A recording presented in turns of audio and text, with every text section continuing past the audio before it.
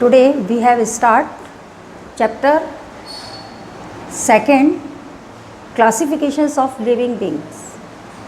देखिए, इससे पहले हमने जो क्लास पढ़ी थी लिविंग बींग्स और बायोलॉजी का मीन बताया था मैंने आपको। What do mean biology, who is father of biology, और आपके लिविंग बींग्स के कैरेक्टर्स पढ़े थे हमने कि जो भी जीवित ऑर्गेनिजम्स होते हैं उनके क्या लक्षण होते हैं, क्या फीचर्स होते हैं, कैरेक्टर्स होते हैं।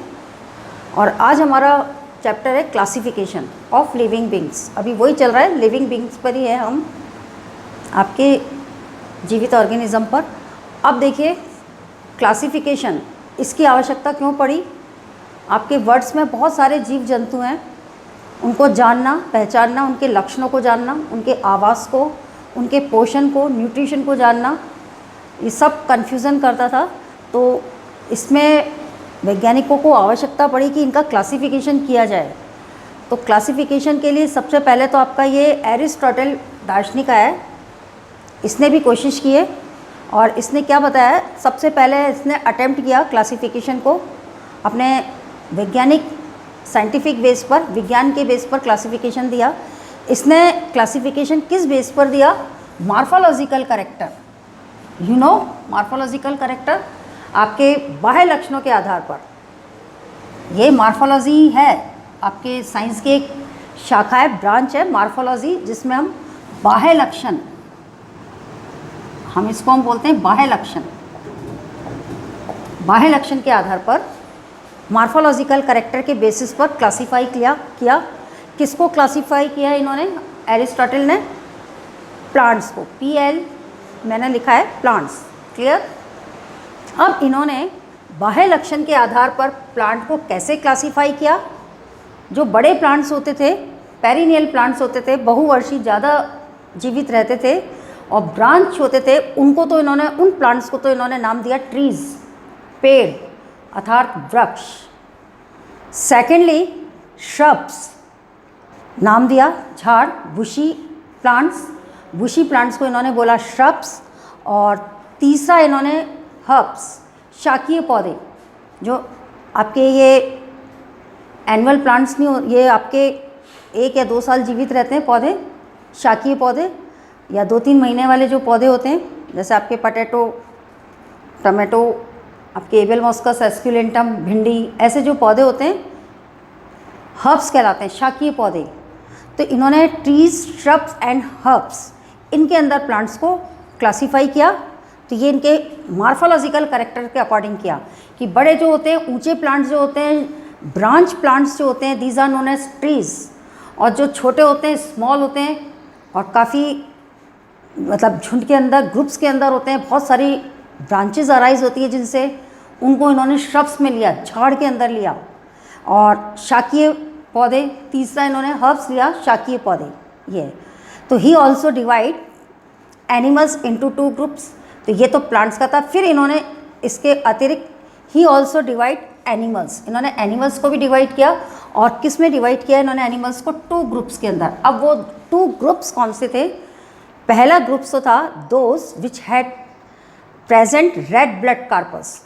पहले तो वो एनिमल्स को उन्होंने डिवाइड किया जिनके अंदर रेड ब्लड कार्पल्स होते हैं, ब्लड वाले एनिमल्स, रेड ब्लड वाले। और सेकेंडली इन्होंने करा those that did not red blood cells, या कार्पस बोलो, ये है। तो ये तो था आपके एरिस्टोटल वैज्ञानिक का। इसके बाद में इसी के मतलब इसी के अंदर ही क्लासिफिकेशन में मैं आपको एक और ये मत बता रही हूँ, वो है आपके एक और वैज्ञानिक था कैंडोले। यहाँ मैंने उसका जिक्र नहीं किया, आप ऐसे ही लेक्चर मेथड से सुन लीजिए। AP कैंडोले, जिसको हम टैक्सोनॉमी का फादर बोलते हैं, फादर नहीं, फादर तो हम लीनियस को बोलते हैं, ये मैंने यहाँ लिख रखा है नाम इनका, लीनियस का। लेकिन लीनियस ने जो वर्ड, मतलब लीनियस जो है, ये किसके बाद में आया था, कैंडोले के बाद में। टैक्सोनॉमी, जिसको हम बोलते हैं वर्ग की शब्द, टैक्सोनॉमी वर्ड तो दिया था कैंडोले ने, लेकिन फादर कौन था इसका, लीनियस। बाद में रिसर्च इसने ही किया है, लीनियस ने, लेकिन वर्ड जो है टैक्सोनॉमी वर्ड निकाला था कैंडोले ने जंतुओं के क्लासिफिकेशन के लिए, मतलब लिविंग बींग्स के क्लासिफिकेशन के लिए। और क्लासिफिकेशन के साथ में नोमेनक्लेचर और आइडेंटिफिकेशन भी था। टैक्सोनॉमी को ये तीनों टर्म्स बिलोंग करती हैं, क्लासिफिकेशन, आइडेंटिफिकेशन और नोमेनक्लेचर। हम किसी को आइडेंटिफाई करेंगे, पहले क्लासिफाई करेंगे, फिर आइडेंटिफाई करेंगे और फिर उसको नाम देंगे, नामकरण करेंगे। तो इसकी स्टडी हम टैक्सोनॉमी में करते हैं।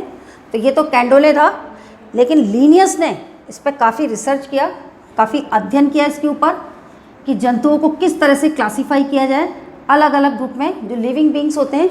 तो लीनियस जो साइंटिस्ट था, इसने इसको टू क्लास के अंदर मतलब विभाजित किया, डिवाइड किया।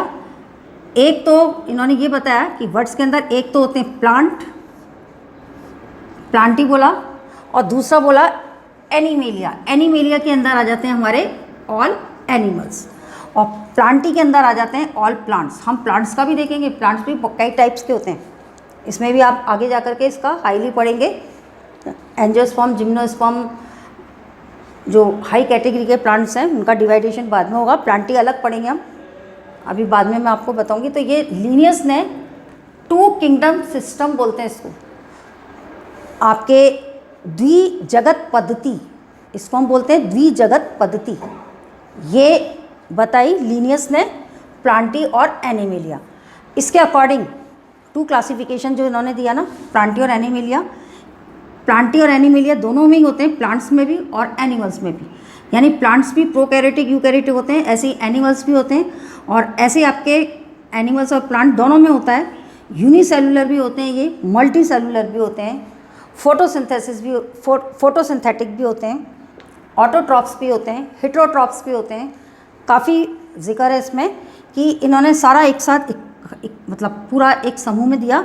अकॉर्डिंग टू दिस, इन सब को देखते हुए कि कुछ ऐसे जीव होते हैं वो प्रोकैरियोट्स होते हैं आपके असीम केंद्र की, कुछ ऐसे होते हैं जो यूकैरियोट्स होते हैं ससीम केंद्र की, जिनके अंदर केंद्रक होता है, एक डिफाइनेट केंद्रक होता है। और कुछ प्रोकैरियोट्स ऐसे होते हैं जिसके अंदर एक डिफाइनेट केंद्रक नहीं होता। और इसी में ही आपके यूनिसेलुलर एक कोशिकीय जीव, मल्टी सेलुलर बहुकोशिकीय जीव, फोटोसिंथेटिक आपके प्रकाश संश्लेषी, ये इसमें जीव भी आते हैं प्रकाश संश्लेषण के अंदर, और प्लांट तो खैर होते ही हैं। तो इन सब लक्षणों के आधार पर इन्होंने टू किंगडम सिस्टम यानी ये द्विजगत पद्धति में इसका लिविंग बींग्स का क्लासिफिकेशन दिया। अब इसके बाद हम आते हैं, एक और साइंटिस्ट आया आपके वी टेकर। इसकी पद्धति भी काफ़ी मान्य रही, वी टेकर की, RH वी टेकर। ये साइंटिस्ट जो था 1969 में, इसने 5 किंगडम क्लासिफिकेशंस ऑफ ऑर्गेनिज्म यानी जीवों को 5 जगत पद्धति में बांटा। 5 किंगडम क्लासिफिकेशंस ऑफ ऑर्गेनिज्म। ध्यान देना, ये वाला क्वेश्चन हमेशा आता है। पंच जगत वर्गीकरण से आप क्या समझते हैं? जीवों के पंच जगत वर्गीकरण यानी 5 किंगडम क्लासिफिकेशन ऑफ ऑर्गेनिज्म, समझ में आ रहा है? ऑर्गेनिज्म, जीव, क्लासिफिकेशन, वर्गीकरण, और 5 किंगडम जगत यानी 5 जगत पद्धति। आपके ये 5 जगत जो है ये वर्गीकरण की, जीवों के वर्गीकरण की किस तरह की पद्धति है, अब इसके बारे में मैं बता रही हूँ। इसमें 5 जगत पद्धति है और सरल से जटिल की ओर बढ़ी है, ये सरल जीवों से जटिल जीवों की ओर। तो इस पद्धति में सबसे पहले आपका फर्स्ट आता है Monera, second protista, third fungi, fourth Plantae and fifth animalia. Animalia में तो सारे ऑल एनिमल्स, इनका क्लासिफिकेशन बहुत डिटेल में है और प्रैक्टिकल में भी आएगा, स्पेसिमेन में भी आएंगे आपके। ये एनिमेलिया के अंदर हम काफ़ी डिटेल में पढ़ेंगे इसको, आपकी बुक में इसका पूरा लेसन है, कॉर्डेट्स और नॉन कॉर्डेट्स अलग अलग है। प्लांटी का भी काफ़ी डिटेल में है, एंजियोस्पर्म, जिम्नोस्पर्म। फंजाई में पढ़ेंगे हम कवक, और प्रोटिस्टा के अंदर हम एक कोशिकीय जीव पढ़ेंगे, अमीबा, पैरामीशियम, यूग्लिना वगैरह, ये सारे प्रोटिस्टा को बिलोंग करेंगे। और मोनेरा में आपके बैक्टीरिया आते हैं, ये सर्वाधिक संख्या में पाया जाता है वर्ल्ड के अंदर। ये वाला जो आपके 5 जगत जो क्लासिफिकेशन है, वर्गीकृत है, इसमें सबसे अधिक बहुसंख्या में पूरे वर्ड के अंदर बैक्टीरिया पाए जाते हैं, बहुसंख्या में। इनका सबसे ज़्यादा मल्टीप्लिकेशन होता है इन 5 में से, और सब जगह पाए जाते हैं, ऑल वर्ड्स के अंदर, और सभी आवासों के अंदर पाए जाते हैं मोनेरा। तो in this kingdom all bacteria. अब ये जो है बैक्टीरिया जो है आपके, इसमें सारे सूक्ष्म जीव आएंगे। बैक्टीरिया को हम क्या बोलते हैं? सूक्ष्म जीव, आई मीन्स जीवाणु। और इंग्लिश वर्ड आपके ये आ ही गया बैक्टीरिया। अब अकॉर्डिंग टू शेप के अकॉर्डिंग बैक्टीरिया जो है 4 टाइप्स के होते हैं। एक बैक्टीरिया तो होता है छोटे छोटे डॉट्स की तरह, जिसको हम बोलते हैं कोकाई, कोकस। ये कोकाई जो है प्लूरल वर्ड है इसका, और सिंगुलर वर्ड है कोकस। दूसरा है आपके ये spoon, just like a spoon, ऐसा इस टाइप का बैक्टीरिया होता है जिसको हम बोलते हैं बैसिलाई। प्लूरल वर्ड है ये, और वैसे सिंगुलर वर्ड है इसका बैसिलस। थर्ड है आपके स्पाइरली, ये लहरदार, स्पाइरली, दोनों तरफ इसमें फ्लैजिला होते हैं, तो इसको हम बोलते हैं स्पाइरिलम। फिर एक कॉमा के आकार का बैक्टीरिया होता है विब्रियो। ये हैजे का होता है, हैजा बीमारी होती है उसका होता है विब्रियो। पूरा नाम तो इसका विब्रियो कॉलेरा है। कॉमा शेप का बैक्टीरिया होता है ये विब्रियो। तो इस तरह से बैक्टीरिया जो है according to shape it has 4 types. ये हो गए। अब हम इसमें 3 तरह के बैक्टीरिया और पढ़ेंगे। सबसे पहले Archie bacteria, you bacteria and cyanobacteria. Archie bacteria के बारे में मैं आपको बता दूं, इट इज़ स्पेशल फीचर, इसका एक बहुत अच्छा फीचर है। और वो फीचर जो है किस पे डिपेंड, किसके कारण है? इसका रीज़न है cell wall, rigids cell wall. इसकी सेल वॉल काफ़ी रिजिड्स होती है, और ये बैक्टीरिया ऐसा होता है कि गर्म पानी में भी डिस्ट्रॉय नहीं होता। ऐसा आवास या ऐसी जगह या ऐसा प्लेस जहाँ कोई भी जीव जंतु निवास नहीं करता, वो ये बैक्टीरिया पाया जाता है वहाँ पर। हर तरह के एटमॉस्फेयर को ये एक्सेप्ट कर लेता है बैक्टीरिया। ज़्यादातर हेलोफी लवणीय क्षेत्र में, थर्मो एसिडोफिलस गर्म झरनों में भी, ये गर्म झरनों में भी होता है। 100 डिग्री टेम्परेचर को भी ये मतलब सहन कर लेता है। मिथेनोजेंस कच्छ क्षेत्र में भी, यानी ये सारे एरिया के अंदर पाया जाता है आर्की बैक्टीरिया।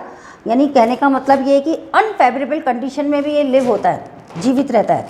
और इसके जीवित रहने का कारण है it responsible to its cell wall, rigid cell wall.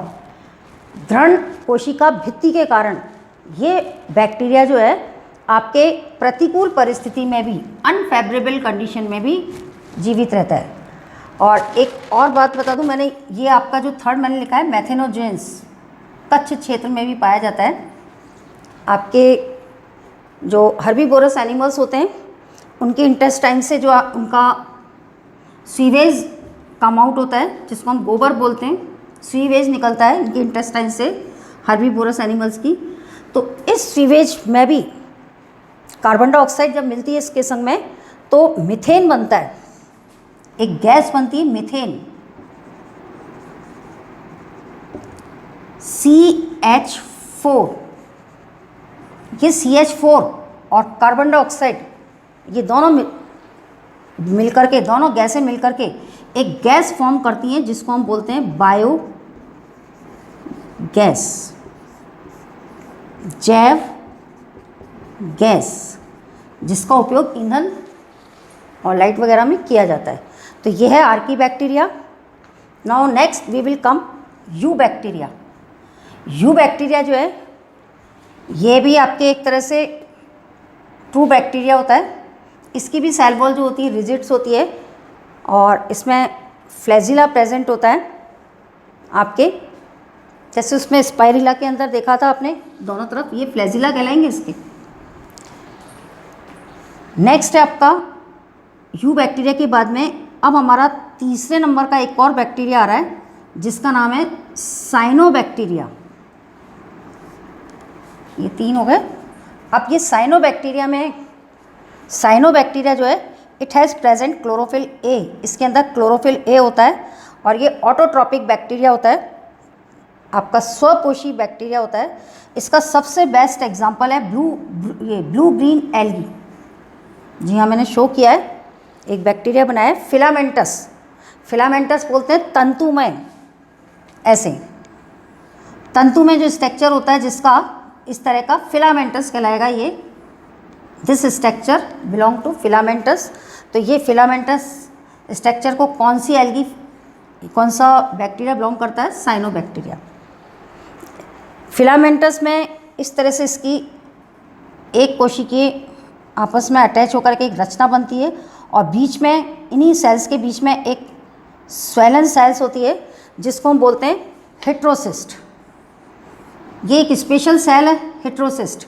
इसका भी मैं एक मेन फीचर्स बताऊं। हेट्रोसिस्ट क्या करती है? ये एटमॉस्फेयर से, आपके एटमॉस्फेरिक नाइट्रोजन का फिक्सेशन करती है। ध्यान रखना, ये शॉर्ट क्वेश्चन भी आता है। विच सेल्स फिक्सेशंस ऑफ नाइट्रोजन या विच स्ट्रक्चर, तो आप लिखोगे हेट्रोसिस्ट। हेट्रोसिस्ट होती है और ये नाइट्रोजन का फिक्सेशन करती है आपके, और प्लांट्स को प्रोवाइड करती है। तो ये है ऑटोट्रॉपिक बैक्टीरिया फिलामेंटस। तो ये तो था आपके सारे मोनेरा के अंतर्गत की बात। अब हम आते हैं प्रोटिस्टा पर। प्रोटिस्टा क्या होते हैं? तो अब प्रोटिस्टा का देखिए, इसमें प्रोटिस्टा जो है, एक मिनट, अभी प्रोटिस्टा से पहले इसमें थोड़ा सा भी आपका और रह गया। बैक्टीरिया में आपको कुछ ऐसे भी बैक्टीरिया बता रही हूँ मैं जो ह्यूमन के लिए आपके बेनिफिट्स होते हैं। एक बैक्टीरिया का नाम सुना होगा आपने, जो दूध को दही में कन्वर्ट कर देता है आपके, मतलब ये हेल्पफुल बैक्टीरिया है ये, और एंटीबायोटिक्स में भी इसका यूज़ होता है और नाइट्रोजन फिक्सेशन में भी यूज़ होता है उस बैक्टीरिया का। राइजोबियम है, बैसिलस बैक्टीरिया है, बैसिलाई, आपके एंटीबायोटिक्स में भी इनका यूज़ होता है। और कुछ ऐसे बैक्टीरियाज भी होते हैं जो हार्मफुल होते हैं। ये तो हेल्पफुल बैक्टीरिया होते हैं ह्यूमन के लिए, कुछ हार्मफुल भी होते हैं जो डिजीज़ को स्प्रेड करते हैं, बीमारी फैलाते हैं, जिसमें आपके बीमारी फैलाने वाले बैक्टीरिया भी हैं। जैसे मैंने आपको वहाँ पे विब्रियो बताया था, हैजा, टाइफाइड, टिटनस, आपके साइट्रस और कैंकर जैसी बीमारियाँ भी फैलाते हैं। तो ये आपके हार्मफुल बैक्टीरिया है। अब देखिए, बैक्टीरिया का रिप्रोडक्शन फिशन मेथड से होता है। आपके अनफेवरेबल कंडीशन में ये स्पोर्स भी प्रोड्यूस करते हैं, लेकिन फेवरेबल कंडीशन में ये फिशन मेथड से डिवाइड होकर के रिप्रोड्यूस होते हैं। इनमें सेक्सुअल रिप्रोडक्शन भी होता है, और ये सेक्सुअल रिप्रोडक्शन किससे होता है? डीएनए, दो प्रिमिटिव बैक्टीरिया जो है उनके डीएनए जो है आपस में ट्रांसफ़र हो जाते हैं, उस मीडिया से होता है। यानी पुरातन स्थानांतरण बोलते हैं इनको, इनके डीएनए का स्थानांतरण होना, ट्रांसफ़र होना। तो ये सेक्सुअल मेथड कहलाता है इनका।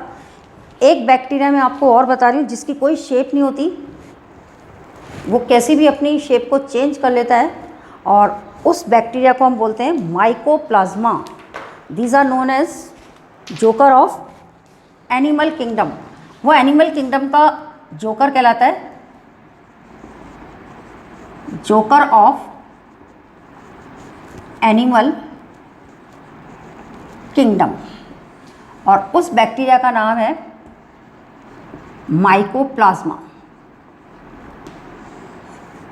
इस पे भी क्वेश्चंस आता है कि माइकोप्लाज्मा को हम जंतु जगत का जोकर क्यों कहते हैं? अमीबा की कोई शेप होती है?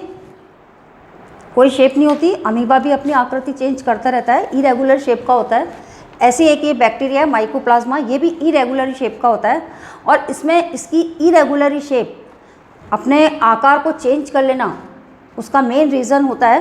क्या कारण है? Because it has not present cell wall. इसमें सेल वॉल नहीं होती, इसकी कोशिका भित्ति नहीं होती है, इसलिए ये अपनी आकृति को चेंज कर लेता है। तो ये माइकोप्लाज्मा है आपका। बहुत थोड़ा सा इसके बारे में दे रखा है माइकोप्लाज्मा के बारे में। माइकोप्लाज्मा जो है ये ऐसा ऑर्गेनिज्म है जिसमें completely lack of cell wall, मतलब कोशिका भित्ति नहीं पाई जाती। They are smallest living cell और दे सर्वाइव विदाउट ऑक्सीजन, ये बिना ऑक्सीजन के भी रह लेता है। और ये जो है पैथोजेनिक होता है इन एनिमल्स और प्लांट्स के अंदर। प्लांट्स का ये पैथोजेनिक है आपके दोनों के अंदर, प्लांट्स में और एनिमल्स में। अब हम आते हैं प्रोटिस्टा के ऊपर, बस प्रोटिस्टा तक पढ़ेंगे हम, फिर ये फंजाई, प्लांटी और एनिमिलिया बाद में लेंगे। हमारे 5 किंगडम क्लासिफिकेशंस ऑफ ऑर्गेनिज्म में हम अब आते हैं सेकंड पर, प्रोटिस्टा। मोनेरा हमारा फिनिश हो गया। नेक्स्ट किंगडम है हमारा प्रोटिस्टा। प्रोटिस्टा के अंदर सारे ऑल जितने भी सिंगल सेल, एक कोशिकीय आपके सिंगल सेल वाले, और जिसके अंदर केंद्रक होता है, सेल बॉडी के अंदर कंटेन केंद्रक, वो वाले ऑर्गेनिज्म आते हैं। और इसमें मेम्ब्रेन्स भी होती है ऑर्गेनेल्स के ऊपर बाउंडेड। अब इसके अंदर जो है प्रोटिस्टा के अंदर आपके रिप्रोडक्शन जो है सेक्सुअली और एसेक्सुअली दोनों मेथड से होता है। एसेक्सुअली रिप्रोडक्शन तो सेल फ्यूजन से, और सेक्सुअली रिप्रोडक्शन जो है जाइगोट फॉर्मेशन से। जाइगोट फॉर्मेशन में भी take place in sexual reproduction, और एसेक्सुअल रिप्रोडक्शन जो है आपके सेल डिवीजन से या सेल फ्यूज़न इससे होता है। अब इसको भी आपके अकॉर्डिंग टू रिप्रोडक्शन से इसको जो है 5 पार्ट्स में बांटा है। आपकी बुक के अंदर हम 5 टाइप्स के प्रोटिस्टा पढ़ेंगे। सबसे पहले क्राइसोफाइट्स। ये क्राइसोफाइट्स प्रोटिस्टा क्या होते हैं? इसमें आपके डाइटम्स और डेस्मिट्स, सुनहरे शैवाल आते हैं इसके अंदर। गोल्डन एल्गी बोलते हैं जिसको हम, ये आते हैं। और ये कहाँ पाए जाते हैं? फ्रेश वाटर के अंदर, आपके फ्रेश वाटर या as well as marine environment, लवणीय पर्यावरण के अंदर होते हैं ये। और दे आर माइक्रोस्कोपिक। ये कैसे एनिमल्स होते हैं? माइक्रोस्कोपिक, सूक्ष्म जीव।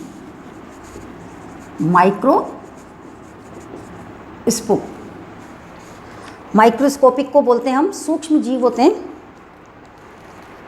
मोस्ट ऑफ आपके फोटोसिंथेटिक होते हैं ये।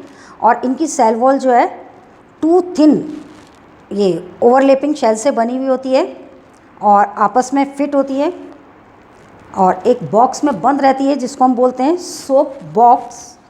और ये जो वॉल है इनकी, कोशिका भित्ति जो है, इनके अंदर सिलिका एम्बेडेड रहते हैं। एक स्ट्रक्चर होता है, कांटे स्पाइन लाइक स्ट्रक्चर, जिसको हम बोलते हैं सिलिका, वो एम्बेडेड होता है, धंसा हुआ रहता है। तो इस तरह से इसकी वॉल जो है आपके इनडस्ट्रेबल होती है, मतलब नष्ट नहीं होती। इनडस्ट्रक्टाइल बोलते हैं इसको, नष्ट ना होने वाली वॉल इसकी। और इनके जो है क्राइसोफाइटा के जो है, जब इनकी कोशिका भित्ति को मैंने आपको बताया बहुत ही ज़्यादा वैसी होती है, नष्ट नहीं होती, तो इनके काफ़ी साल पुराने अवशेष भी मिल जाते हैं। आपके करोड़ों वर्षों से इनके अवशेष भी जमा हो जाते हैं। और इनका यूज़ मतलब बिलियन ऑफ ईयर्स भी बोल सकते हैं, काफ़ी करोड़ों वर्ष तक इसकी अवशेष हमें प्राप्त हो सकते हैं। इसका यूज़ क्या, इसका यूजेस है क्राइसोफाइट्स का, पॉलिशमेंट, filtrations of oil through and आपके ये डाइटम्स जो है, इसका जो एग्जांपल मैंने बताया डाइटम्स, इसका मेन यूज़ जो है कहाँ पर होता है? ओशियन के अंदर, समुद्रों में इसका बहुत ज़्यादा उपयोग होता है। अब आपके आ रहा है डायनोफ्लैजिलेट्स, नाम जैसे है ना आपके फ्लैजिलेट, डायनोफ्लैजिलेट, तो इससे आपको समझ जाना चाहिए फ्लैजिला होता है इसमें, डायनोफ्लैजिलेट। ये भी ऐसे ऑर्गेनिजम्स होते हैं मोस्टली मैराइन एंड फोटोसिंथेटिक। ये कैसे ऑर्गेनिज्म होते हैं? मैराइन एंड फोटोसिंथेटिक, समुद्रों में पाए जाने वाले, लवणीय समुद्रों में पाए जाने वाले। और येलो, ग्रीन, ब्राउन कलर के होते हैं। दे appear yellow, green and brown, और ब्लू और रेड भी होते हैं। मेन पिगमेंट्स जो होता है इनकी सेल के अंदर प्रेजेंट होता है, इसलिए कलरफुल होते हैं। ये आपके प्रोटिस्टा कलरफुल होते हैं। Why? Because it has present pigments. This cell wall has stiff cellulose plates. इसके अंदर स्टिफ सेलुलोज प्लेट्स पाई जाती हैं। और 2 फ्लैजिला होते हैं इसमें, एक फ्लैजिला तो इसका होता है लॉन्गिट्यूडनली और एक फ्लैजिला होता है ट्रांसफरली, तो इसलिए डायनो फ्लैजिलेट्स बोलते हैं इसको। इसका सबसे बेस्ट एग्जांपल है आपके गोनिया लेक्स, ये इसका एग्जांपल है। जैसे इसका डायटम था और सुनहरी एल्गी था, ऐसे इसका एग्जांपल है ये गाइनिया लेक्स। अब देखिए इसमें इसके अंदर जो रिप्रोडक्शन जो है ये रैपिडली होता है, ये रैपिडली मल्टीप्लिकेट होते हैं, तेज़ी से ये जो है अधिक संख्या में इनके अंदर एकदम विस्फोट होता है। और विस्फोट होने से क्या होता है, समुद्र के अंदर लाल रंग की धाराएं दिखाई देने लगती है अचानक। तो इट मीन्स क्या है, इनके अंदर मल्टीप्लिकेशन हो रहा है, जनन हो रहा है, तब होता है ये। और जब ये इनके अंदर विस्फोट होता है, एकदम लाल रंग की जो धाराएं दिखाई देती हैं रेड कलर की, तो उनसे एक प्रकार का पॉइजन निकलता है, विष निकलता है, जिसको हम बोलते हैं टॉक्सिन। और ये टॉक्सिन, उसको हम टॉक्सिन बोलते हैं, और ये टॉक्सिन जो है जलीय जीव जंतुओं के लिए हानिकारक होता है। फिश वगैरह जो है वो मर जाती हैं इसके कारण, और भी अदर जो मैराइन एनिमल्स होते हैं उन पे भी इसका इफ़ेक्ट पड़ता है। अब है आपके यूग्लिनॉइड, थर्ड यूग्लिनॉइड जो है ये आपके स्टेगमेंट मैराइन वाटर या स्टेगमेंट वाटर, स्टेगमेंट वाटर को हम बोलते हैं स्थिर जल, ठहरे हुए पानी के अंदर होते हैं, बहते हुए पानी में नहीं, ठहरे हुए पानी में होते हैं ये। इनकी रिचनेस जो है उसमें होती है। और एक और है इसके अंदर, इनमें रिच प्रोटीन की लेयर होती है, और ये प्रोटीन की जो लेयर है एक परत बनाती है जिसको हम बोलते हैं पेलिकल। और इसी पेलिकल के कारण ये यूग्लिनॉइड जो होते हैं लचीले होते हैं। और इसका सबसे बेस्ट एग्जांपल है यूग्लिना, इसमें आपका एग्जांपल आता है ये यूग्लिनॉइड में यूग्लिना। एक बात और बता दूं मैं आपको यूग्लिना का, यूग्लिना जो होते हैं फोटोसिंथेटिक भी होते हैं। Why? Because it has present chlorophyll, इसके अंदर क्लोरोफिल होता है। और ये जो है यूग्लिना जो है ये यूग्लिना जो है एक ऐसा ऑर्गेनिज्म है, those are connecting link in between plants and animals. Plants और एनिमल्स का ये कनेक्टिंग लिंक होता है। आपके प्लांट्स तो इसको आपको इसलिए बोला है क्योंकि इसके अंदर क्लोरोफिल होता है, लेकिन ये एनिमल्स को भी बिलोंग करता है। दोनों का एक तरह से संयोजक कड़ी है यूग्लिना। आपके यूनिसेलुलर ऑर्गेनिजम्स है ये, connecting link plant and animal. और फोटोसिंथेटिक होता है ये, इसमें भी फ्लेक्सिबल बॉडी होती है इसके, और ये फ्लैजिला होता है टिप, इसके टिप पे। अब है स्लाइम मोल्ड। स्लाइम मोल्ड्स क्या होता है, आपके सेप्रोफाइट्स प्रोटिस्टा, या आपके स्पेरोफाइट्स प्रोटिस्टा होते हैं, यानी मृतपोषी प्रोटिस्टा। यानी जो सड़ी गली टहनियाँ जो होती हैं, डिकेड ट्विग्स या लीव्स, उनका इनगल्फिंग करते हैं, ये उनको खाते हैं ये वाले बैक्टीरिया, प्रोटिस्टा। इनमें आपके प्लाज्मोडियम इसका एग्जाम्पल है, आपके सुटेबल कंडीशन के अंदर स्लाइम मोल्ड्स के अंदर इसका, ये भी समूह में रहते हैं, इनका भी एग्रीगेशंस होता है। अब हमारा लास्ट आ रहा है heterotrophic protista. Heterotrophic protista is known as protozoans. ये जो प्रोटोजोन्स होते हैं ये परजीवी भी होते हैं, प्रेडिएटर्स भी होते हैं। ये लिव एज प्रेडिएटर्स एंड पैरासिटिक। प्रेडिएटर्स बोलते हैं परभक्षी और पैरासाइट्स बोलते हैं परजीवी। परजीवी तो समझ गए होंगे, जीवों के अंदर रहने वाले। तो they are believe to be primitive relatives of animal. इनको मालूम है क्या कहा जाता था, प्राणियों के पुरातन संबंधी। और इसके अंदर आपके 4 मेजर जो है ग्रुप में इनको बांटा है प्रोटोजोन्स को। फर्स्ट है एमीबॉइड प्रोटोजोन्स, सेकंड है फ्लैजिलेटेड प्रोटोजोन्स। इसके 4 टाइप्स हैं, first, second, third and fourth. First तो है एमीबॉइड,